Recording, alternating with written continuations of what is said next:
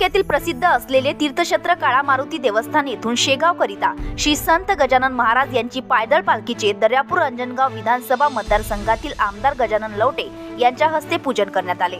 श्री संत गजानन महाराज देवस्थानकडे पालखीचे प्रस्थान जेसीपीच्या सहाय्याने फुलांचा वर्षाव करत भाविकांचे स्वागत करण्यात आले।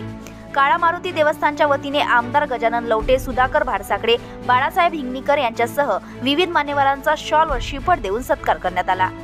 गावामधून भजन, टाळ, मुंडण, कीर्तनांचा वाजत गाजत श्री संत गजानन महाराज यांची पालखी सोहळा घरासमोर रांगोळ्या टाकून पूजन करीत पालखीचे भाविकांनी दर्शन घेतले। यावेळी काळा मारुती देवस्थानचे अध्यक्ष प्रदीप देशमुख, उपाध्यक्ष रमेश भटकर, रावसाहेब भटकर, आशिष बेतारिया, संस्थेचे विश्वस्त मंडळ यांच्यासह भावी भक्त मोठ्या संख्येने उपस्थित होते।